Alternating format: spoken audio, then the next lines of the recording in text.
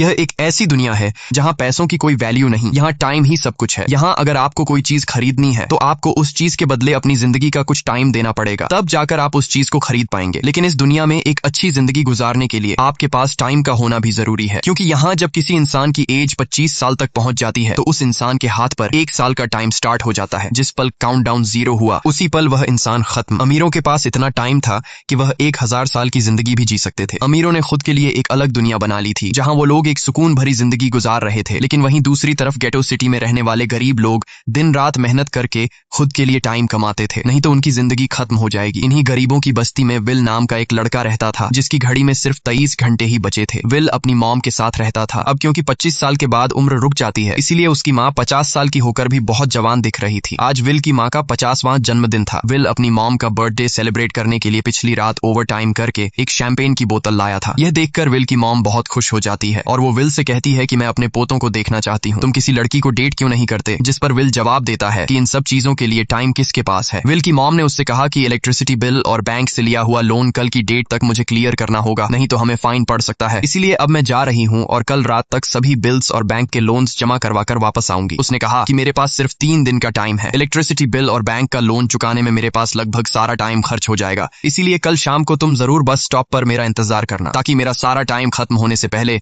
मैं तुमसे कुछ टाइम ले सकूं। इस पर विल ने कहा ठीक है, मैं टाइम पर पहुंच जाऊंगा। जाने से पहले विल की माँ विल के हाथ को छूकर उसकी बॉडी में 30 मिनट ट्रांसफर करती है ताकि विल अच्छा नाश्ता खरीद कर खा सके। इसके बाद दोनों अपने अपने काम पर निकल गए। रास्ते में विल के पास एक छोटी बच्ची आती है। वो विल को एक कैप्सूल देकर विल से उसका थोड़ा सा टाइम मांगती है। विल मुस्कुराते हुए उस छोटी बच्ची को कैप्सूल में अपनी जिंदगी का 5 मिनट का टाइम दे देता है और वह चली जाती है। यहाँ हमें पता चलता है कि यह लोग अपने टाइम को एक कैप्सूल में स्टोर भी कर सकते हैं, जिससे यह लोग कभी भी यूज और ट्रांसफर कर सकते हैं। इसके बाद विल काम के लिए फैक्ट्री पहुंच जाता है। काम शुरू करने से पहले वह कॉफी लेने जाता है, लेकिन वहां वह देखता है कि हर एक चीज का दाम डबल हो गया है। जहां पहले कॉफी 2 मिनट की मिलती थी, अब उसका प्राइस डबल होकर 4 मिनट हो चुका है। यहाँ पर कभी भी किसी चीज का भी दाम बढ़ा दिया जाता है बिना किसी अनाउंसमेंट के। ये बात विल को बहुत बुरी लगती है। मजबूरी में विल ने भी कॉफी के लिए अपनी जिंदगी के 4 मिनट पे किए और काम पर लग गया। दिन भर के काम के बाद रात के वक्त विल अपने दोस्त के साथ एक बार में जाता है। विल का दोस्त एक नंबर का शराबी था। वह हर वक्त शराब के नशे में टली रहता। विल का दोस्त विल को इशारे में बताता है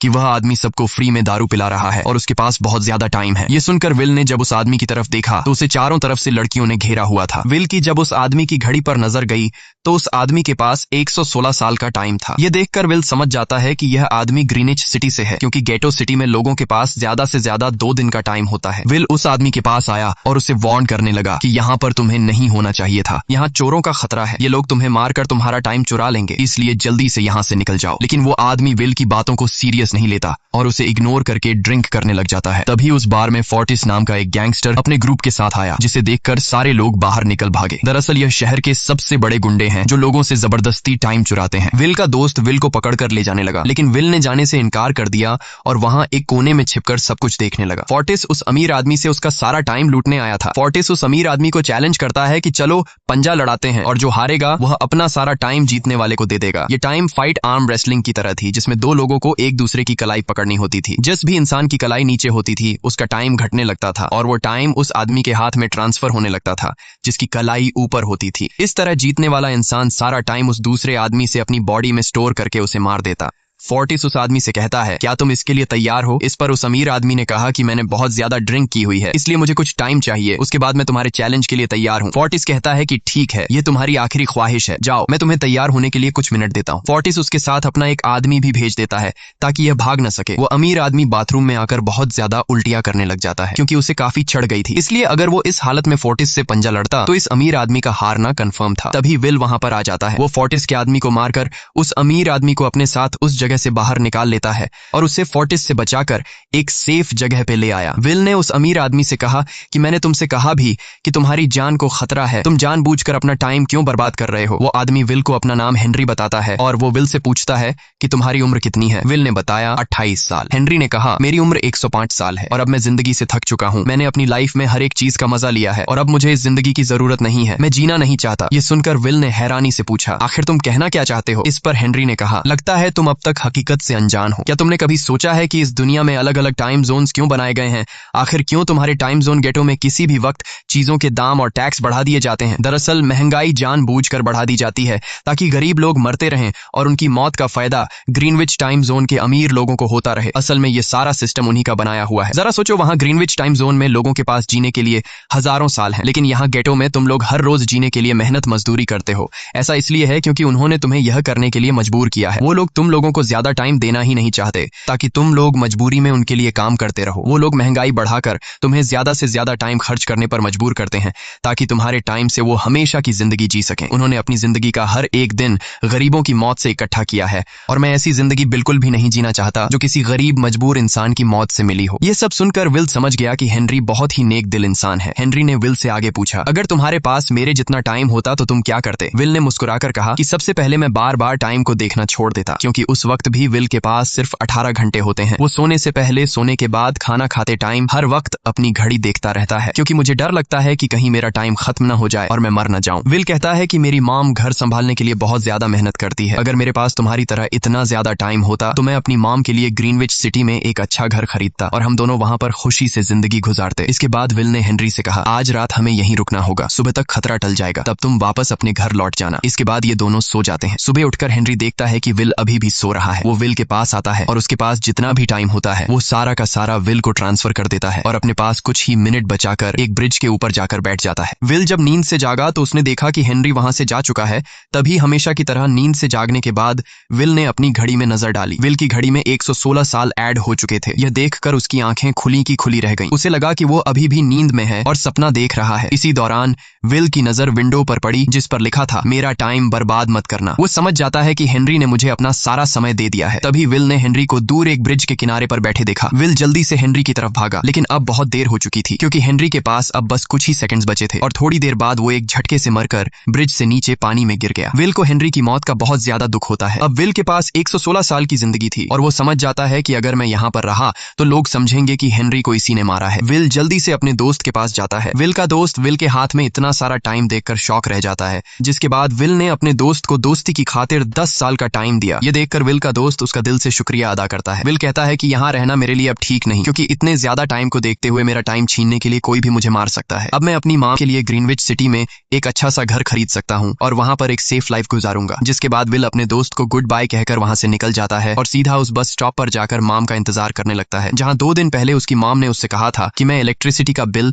और बैंक का लोन चुकाकर इस बस स्टॉप पर पहुंचूंगी। दूसरी तरफ विल की मॉम सारे लोन और बिल्स भरने के बाद घर लौटने के लिए बस में चढ़ी, पर तभी उसे पता लगा कि एक ही दिन में बस की टिकट के दाम डबल हो गए थे। पहले जहां टिकट 1 घंटे में आती थी वहीं अब प्राइस 2 घंटे हो गया था। यह देखकर विल की मॉम बहुत ज्यादा परेशान हो जाती है क्योंकि विल की मॉम के पास सिर्फ 1.5 घंटा बचा था। विल की मॉम बस ड्राइवर से रिक्वेस्ट करती है कि अगले स्टॉप पर मेरा बेटा उसे बाकी का टाइम दे देगा, लेकिन बस ड्राइवर ने साफ इनकार कर दिया और कहा कि अगर टाइम नहीं है तो फिर पैदल चली जाओ। लेकिन विल की मॉम को पता था कि अगला बस स्टॉप बहुत दूर है, अगर वह पैदल भी जाती है तो उसे पहुंचने में 2 घंटे लगेंगे। उस वक्त बस में ढेर सारे पैसेंजर्स सवार थे। विल की मॉम ने उनसे भी रिक्वेस्ट की पर किसी ने भी उनकी मदद नहीं की। इतने में ही बस वहां से निकल गई। विल की मॉम रेचल के पास ज्यादा टाइम नहीं बचा था, इसलिए वह दौड़ती हुई पैदल घर की तरफ भागने लगी। दूसरी तरफ विल अपनी मॉम के लिए फूलों का गुलदस्ता लिए बस स्टॉप पर उनका इंतजार कर रहा था, क्योंकि आज उसे अपनी मॉम का बर्थडे सेलिब्रेट करना था। बस जब उस स्टॉप पर पहुंची तो कई सारे पैसेंजर्स उतर आए, पर उनमें से विल की मॉम नहीं थी। विल यह देखकर परेशान हो जाता है और उसे समझ आ गया कि जरूर उसकी मॉम मुसीबत में है। वह उसी वक्त अपनी मॉम की तलाश में भागा। उधर रेचल के पास अब कुछ ही मिनट बचे थे। वह रास्ते में आने वाली गाड़ियों और लोगों के घरों का दरवाजा पीट पीट कर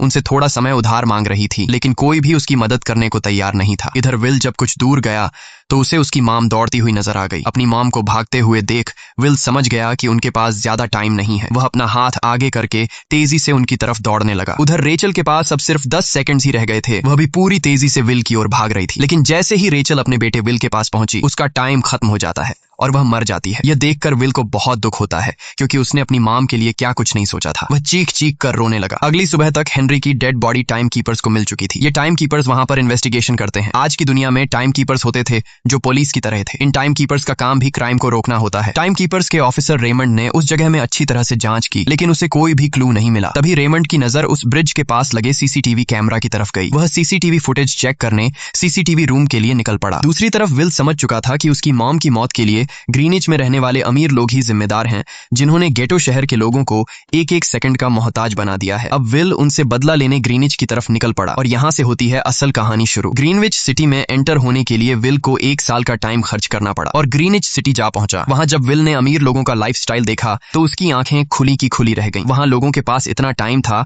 कि वो लोग मरने का नाम तक भूल गए थे। यहाँ पर अमीर लोग के बॉडीगार्ड के पास भी 100 साल से भी ज्यादा का टाइम था। ये देखकर विल गुस्से से लाल हो जाता है क्योंकि विल जिस शहर से आया था वहां पर लोगों के पास सिर्फ 24 घंटे की जिंदगी थी। विल वहां एक महंगे होटल में रुकता है। खाना खाते दौरान एक बहुत ही खूबसूरत लड़की विल को देखती है जैसे उसे विल पसंद आ गया हो। दूसरी तरफ टाइम कीपर रेमंड हेनरी की मौत के वक्त का सीसीटीवी फुटेज चेक कर रहा था। तभी उसे फुटेज में विल दिखाई देता है। हालांकि कैमरा ने हेनरी को ब्रिज से गिरते हुए रिकॉर्ड नहीं किया था, लेकिन उस फुटेज में विल ब्रिज के पास खड़ा नजर आ रहा था, जिससे रेमंड को विल पर शक होने लगा। इसलिए रेमंड ने अपनी टीम को विल के बारे में जानकारी इकट्ठा करने को कहा। रिसर्च के दौरान टाइम कीपर्स को यह बात पता चल जाती है कि विल नाम का एक आदमी बहुत सारा टाइम खर्च करके ग्रीनविच सिटी में एंटर हो गया है, जिससे रेमंड को यह बात कंफर्म हो जाती है कि विल ने ही हेनरी को मारा है। रेमंड उसी वक्त अपनी टीम के साथ ग्रीनविच शहर की ओर रवाना हो गया। दूसरी ओर ग्रीनविच शहर में विल एक कैसीनो में आया जहां कुछ अमीर लोग पोकर खेल रहे थे। विल भी उनके साथ बैठ जाता है। एक नए आदमी को देखकर ये लोग उस पर हंसने लगते हैं, लेकिन विल गैम्बलिंग में माहिर था।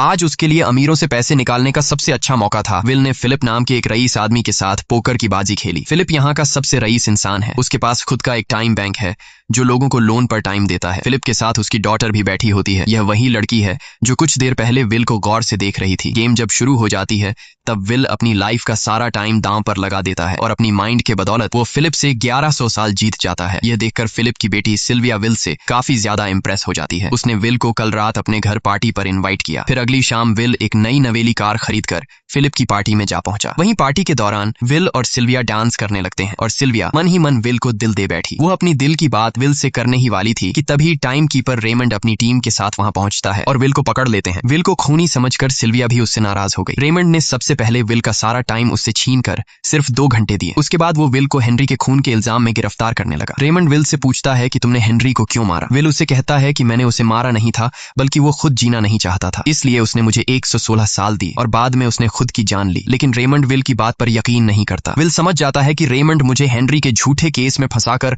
उम्र भर कैद के लिए मुझे जेल में डाल देगा, इसलिए वह मौका देखते ही रेमंड के आदमियों को मारकर खुद को आजाद कर लेता है और उनकी बंदूक लेकर सिल्विया को बंदी बना लिया। सिल्विया को ढाल बनाकर विल उसे साथ लेकर भाग निकला और रेमंड और उसके आदमियों को चकमा देता हुआ वापस गेटो शहर आ पहुंचा। इस दौरान विल के पास टाइम काफी कम बचा था। उसने सिल्विया से कुछ टाइम उधार मांगा, लेकिन सिल्विया ने उसे 1 सेकंड भी देने से इनकार कर दिया क्योंकि वह भी उसे हेनरी का खूनी समझ रही थी। इसलिए वो और तेजी से गेटो शहर की तरफ कार दौड़ाता है ताकि वहां पहुंचकर किसी से टाइम उधार ले सके। जल्दबाजी में उसका ध्यान आगे सड़क पर बिछी कंटीली तारों पर नहीं पड़ता, जिससे टकराते ही विल की कार ब्रिज से नीचे गिर जाती है। इस एक्सीडेंट में विल और सिल्विया बेहोश हो गए। असल में रास्ते में वह कांटे फोर्टिस और उसकी गैंग ने बिछाए थे। फोर्टिस ने देखा कि सिल्विया के पास 10 साल का टाइम था। वो सिल्विया का सारा टाइम चुराकर वहां से निकल जाते हैं। इतने में ही विल और सिल्विया को होश आया। सिल्विया ने जब अपने हाथ की तरफ देखा तो वो परेशान हुई क्योंकि उसके पास सिर्फ 30 मिनट ही बचे थे और विल के पास भी कुछ मिनट ही बचे थे, पर फिर भी उसने सिल्विया को अपने कुछ मिनट दिए, जिससे इन दोनों का टाइम बराबर हो गया। इसके बाद विल सिल्विया को लेकर जल्दी से अपने दोस्त के घर जाता है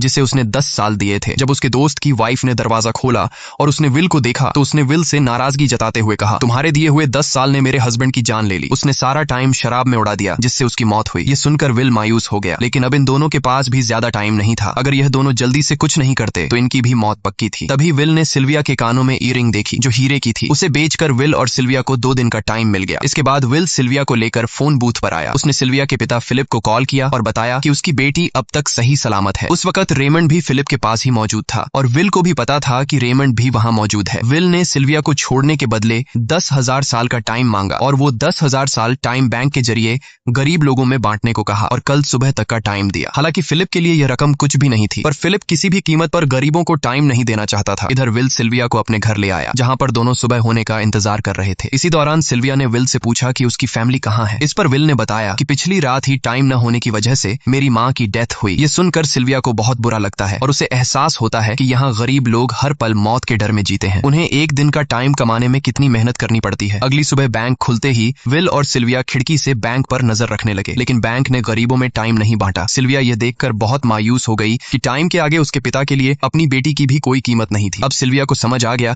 कि उसके पिता सिर्फ बिजनेसमैन नहीं है, बल्कि वो इस सिस्टम के हेड हैं। वो गरीब लोगों की मौत से अपनी जिंदगी के साल जमा करते हैं। सिल्विया को यूं मायूस देखकर विल ने उसे वापस घर भेजने का फैसला किया। वो उसे फोन बूथ पे ले आया और अपने पिता को कॉल करके अपने लिए मदद बुलाने को कहा। इस दौरान विल सिल्विया को वेपन भी दे देता है ताकि वो खुद की हिफाजत कर सके। इधर सिल्विया फोन पर अपने पिता से बात कर रही थी कि तभी टाइम कीपर रेमंड चुपके से वहां आ पहुंचा और विल पर गन तान दी। रेमंड विल पर गोली चलाने ही वाला था कि तभी सिल्विया ने रेमंड को देख लिया और घबराहट में रेमंड पर गोली चला दी। ये देख विल घबराकर रेमंड के पास आया। हालांकि वो गोली रेमंड के हाथ को छूकर निकल गई थी। रेमंड के हाथ से बहुत खून निकल रहा था। विल ने रेमंड की घड़ी देखी। रेमंड के पास सिर्फ 2 घंटे बचे थे। दरअसल टाइम कीपर्स को भी सैलरी के तौर पर हर रोज 1 दिन का ही टाइम मिलता था। विल समझ गया कि जब तक रेमंड के पास उसके टीम वाले पहुंचेंगे तब तक रेमंड का ज्यादा खून बहने की वजह से उसकी मौत हो गई होगी। इसलिए विल रेमंड को 2 घंटे का टाइम देते हुए रेमंड की कार को लेकर वहां से निकल गया। रेमंड को गोली मारकर अब सिल्विया भी क्राइम लिस्ट में आ चुकी थी। हालांकि विल ने सिल्विया से कहा कि वो अभी इन सब से निकल सकती है, लेकिन ग्रीनिच में सिल्विया की जिंदगी पिंजरे में कैद पंछी की तरह थी। उसके पिता फिलिप ने उस पर बहुत सारी पाबंदियां लगा दी थीं, पर यहां आकर उसे आजादी का एहसास हो रहा था, क्योंकि यहां वो अपनी मर्जी की मालिक थी। और सिल्विया समझ जाती है कि यहां पर लोगों के साथ गलत हो रहा है। अब वह भी गरीबों को उनका हक दिलाने में विल के साथ थी। विल और सिल्विया ने मिलकर अमीरों को लूटना शुरू कर दिया। सिल्विया, जो कि ग्रीनिच सिटी के चप्पे चप्पे से वाकिफ थी, इसलिए इन दोनों ने प्लान बनाया कि वो ग्रीनिच सिटी में बैंक से टाइम कैप्सूल चुराएंगे और उनको गरीबों में बांट देंगे। सिल्विया ने सबसे पहले अपने पिता फिलिप के कई सारे बैंक्स में डाका डाला, क्योंकि फिलिप ने गरीबों की मौत से वह सारा टाइम इकट्ठा किया था। इन दोनों ने तिजोरी से सभी टाइम कैप्सूल एक बैग में पैक करके वहां से निकल गए और उन्हें गरीबों में बांटने लगे। इतनी बड़ी चोरी करने के बाद अब सरकार भी इन दोनों से तंग आ चुका था, इसीलिए सरकार ने इन दोनों के सर पर 10 साल का टाइम इनाम रख दिया। ये खबर सुनते ही गैंगस्टर फोर्टिस अब इन दोनों को कुत्ते की तरह ढूंढने लगा। लेकिन विल और सिल्विया हर रोज अपना ठिकाना बदलते रहते थे, जिससे वो किसी के हाथ नहीं आते थे। ये दोनों एक होटल में छुपे हुए थे। इनके पास टाइम की कमी तो थी नहीं, इसलिए उन्होंने पूरे होटल को ही बुक कर लिया था। फोर्टिस इन दोनों की तलाश में उस होटल के बाहर आ पहुंचा। वहां उसने कुछ लोगों को पकड़कर उनसे विल और सिल्विया के बारे में पूछने लगा, लेकिन उन लोगों पर विल और सिल्विया के बहुत एहसानात थे, इसलिए ये लोग मरने के लिए तो तैयार थे, पर विल और सिल्विया का ठिकाना बताने के लिए तैयार नहीं थे। लेकिन जब फोर्टिस ने उन लोगों पर बहुत ज्यादा जोर जबरदस्ती की, तो उनमें से एक बंदा मौत के डर से फोर्टिस को उस होटल के बारे में बता देता है जहां विल और सिल्विया छुपे हुए थे, जिसके बाद फोर्टिस फौरन अपनी गैंग के साथ वहां पर पहुंच जाता है और इन दोनों को पकड़ लेता है। अब विल और सिल्विया का उनसे बच पाना नामुमकिन था। फोर्टिस ने विल को एक टेबल पर बैठा दिया और उसे टाइम फाइट के लिए चैलेंज किया। विल समझ गया कि अगर मैंने चैलेंज से इनकार किया तो फोर्टिस के गैंग वाले लोग मुझे मार देंगे, इसलिए क्यों ना आज इसके साथ पंजा आजमाया जाए। फोर्टिस और विल ने एक दूसरे की कलाई पकड़ ली और मौत का खेल शुरू हुआ। फोर्टिस माहिर खिलाड़ी था, उसने शुरुआत में ही विल का हाथ नीचे कर दिया, जिससे विल का टाइम तेजी से फोर्टिस में ट्रांसफर होने लगा। लेकिन विल बिल्कुल जोर ही नहीं लगा रहा था, जैसे कि वो जानबूझकर हार रहा हो। पर जैसे ही विल के पास अपनी लाइफ के 3 से 4 सेकंड बचे, तभी विल ने अपनी पावर दिखाई और एक झटके से फोर्टिस का हाथ नीचे कर दिया। फोर्टिस की आंखें खुली की खुली रह गईं। वो पूरा जोर लगाकर अपना हाथ ऊपर करने की कोशिश कर रहा था, लेकिन विल की ताकत के आगे वो ढीला पड़ चुका था। ये देख फोर्टिस के आदमियों का ध्यान फोर्टिस की घड़ी पर अटक गया। अब उनका बॉस मरने वाला था। इतने में ही मौका पाकर विल ने अपने जूते से गन निकाली और पलक झपकते ही फोर्टिस के सारे आदमियों को शूट कर दिया, क्योंकि अगर वो ऐसा नहीं करता तो वो लोग उसे मार देते। इसी के साथ फोर्टिस का टाइम 0 हो गया और वह भी मारा गया। विल और सिल्विया जल्दी से वहां से भाग निकले। इसी दौरान उन्होंने देखा कि अमीरों ने सारा खेल पलट दिया था। विल और सिल्विया ने गरीबों में जितना भी टाइम बांटा था उसकी वैल्यू अब कुछ भी नहीं रही थी, क्योंकि अमीरों ने महंगाई के दर को कई गुना बढ़ा दिया था। यह देख विल हारा हुआ महसूस करने लगा और उसे लगा कि मैं कभी भी इन गरीबों को उनका हक नहीं दिला सकूंगा। उसने सिल्विया से कहा कि अब सब खत्म हो चुका है, अगर वो लोगों में 1000 साल भी बांट दें तो अमीर लोग महंगाई को और ज्यादा बढ़ा देंगे, जिससे लोगों की हालत कभी नहीं सुधर पाएगी। सिल्विया ने कहा कि कोई तो रास्ता होगा। इस पर विल ने कहा कि हमें लाखों साल चुराकर इन लोगों को देने होंगे, तब जाकर हम लोग महंगाई को कंट्रोल कर सकते हैं। हालांकि यह इतना आसान नहीं था, पर सिल्विया ने इसके लिए एक प्लान सोच रखा था। अगली ही सुबह जब फिलिप अपने बॉडीगार्ड्स के साथ ऑफिस पहुंचा, तभी सिल्विया वहां आई और उसने अपने पिता से कहा कि वो सरेंडर करना चाहती है। तब सारे गार्ड्स ने सिल्विया पर गन तान दी, लेकिन तभी वहां पीछे से गार्ड के बेस में छिपा विल वहां आ पहुंचा। उसने फिलिप के सर पर गन रखी और उसके जरिए लॉकर का दरवाजा खुलवाया। विल और सिल्विया ने फिलिप के लॉकर से एक टाइम कैप्सूल चुरा लिया, जिसमें 10 लाख साल का टाइम मौजूद था। इस टाइम कैप्सूल का एक एक साल गरीबों की ही मौत से आया था। विल और सिल्विया वह टाइम कैप्सूल लेकर भाग जाते हैं। इधर रेमंड को जब यह बात पता चली तो वह फौरन विल और सिल्विया के पीछे लग गया। जब रेमंड ने अपने हाथ पर घड़ी को देखा तो उसके पास 1 घंटे से भी कम टाइम बचा हुआ था। वह हेडक्वार्टर कॉल करके कहता है कि मुझे मेरी सैलरी कैप्सूल में भेज दो, मेरे पास टाइम कम है। लेकिन इससे पहले कि वह अपनी बॉडी में कैप्सूल से टाइम ट्रांसफर कर पाता, उसे विल की कार दिख जाती है और वह कैप्सूल से अपनी बॉडी में बिना टाइम ट्रांसफर किए उनके पीछे लग जाता है, क्योंकि अगर वो 10 लाख साल गरीबों को मिल जाते तो गेटो टाइम जोन का हर एक इंसान अमर हो जाता और अमीरों का बनाया पूरा सिस्टम तहस नहस हो जाता। रेमंड ने विल और सिल्विया को पकड़ने के लिए अपनी पूरी जी जान लगा दी, लेकिन वो उन्हें रोक नहीं पाया। विल और सिल्विया रेमंड को चकमा देकर गेटो शहर आ गए और वह टाइम कैप्सूल एक बच्ची के हाथों में सौंप दिया। उन्हें पता था कि रेमंड सीधा हमारे पीछे गीटो शहर पहुंचेगा, इसलिए उन्होंने इस जगह को छोड़कर एक सुनसान जगह पर चले गए। उधर उन्होंने गीटो शहर के लोगों में लाखों साल बांटकर उन्हें अमर कर दिया था, लेकिन खुद इन दोनों के पास बहुत ही कम टाइम बच जाता है। बदकिस्मती से उसी पल रेमंड ने उन्हें पकड़ लिया। रेमंड ने विल को धमकी देते हुए कहा, अगर तुम्हें अपनी जान प्यारी है तो चुराया हुआ सारा टाइम वापस कर दो। तब विल ने उसे अपनी घड़ी का समय दिखाया। विल और सिल्विया के पास कुछ ही मिनट बचे थे। विल ने रेमंड से कहा, कहीं तुम भूल तो नहीं गए? याद है जब तुम मरने वाले थे तो मैंने तुम्हें कुछ टाइम उधार दिया था, टाइम तो तुम्हें मुझे वापस करना चाहिए। यह सुनकर रेमंड को याद आया कि विल और सिल्विया को पकड़ने की जल्दी में उसने अपने टाइम पर ध्यान ही नहीं दिया। जब उसने अपनी घड़ी पर नजर डाली तो उसके पास सिर्फ 5 सेकंड ही बचे थे, जो देखते ही देखते 0 हो गए और रेमंड मारा गया। विल और सिल्विया रेमंड से तो बच गए थे, पर इन दोनों के पास भी अब सिर्फ एक मिनट ही बचा था। ऊपर से उस सुनसान इलाके में उनकी मदद करने वाला भी अब कोई नहीं था। उन्हें अपनी मौत साफ नजर आ रही थी। इन दोनों ने मायूस होकर एक दूसरे को गले लगाया और तभी विल को रेमंड की कार नजर आई। विल फौरन कार की तरफ भागा और वहां पहुंचकर उसने रेमंड की सैलरी का टाइम अपनी घड़ी में ट्रांसफर कर दिया। इसके बाद वह सिल्विया को भी टाइम देने उसकी ओर भागने लगा। सिल्विया भी तेजी से विल की ओर दौड़ रही थी। सिल्विया के पास कुछ ही सेकंड्स बचे हुए थे। यह बिल्कुल उसी तरह का पल था जिस तरह से विल ने अपनी मॉम को खोया था। विल ने अपनी मॉम को तो खो दिया था, पर सिल्विया को नहीं खोना चाहता था। विल सिल्विया के बिल्कुल करीब ही था, पर तभी सिल्विया विल की बाहों में गिर पड़ी। लकीली विल ने सही वक्त पर सिल्विया का हाथ थाम लिया था, जिससे उसकी जान बच गई। विल और सिल्विया की बदौलत अब डेटन शहर के सारे लोग अमर हो चुके थे। अब उन्हें 1-1 घंटे कमाने के लिए फैक्ट्रीज में काम करने की जरूरत नहीं थी। वह सभी अपने सपनों को पूरा करने ग्रीनिच शहर की ओर निकल पड़े, जिससे अमीरों का बनाया सारा सिस्टम फेल हो गया। वहीं इसी के साथ यह कहानी खत्म हो जाती है। अगर आपको वीडियो अच्छी लगी हो तो हमारे चैनल को सब्सक्राइब और वीडियो को लाइक जरूर कीजिएगा।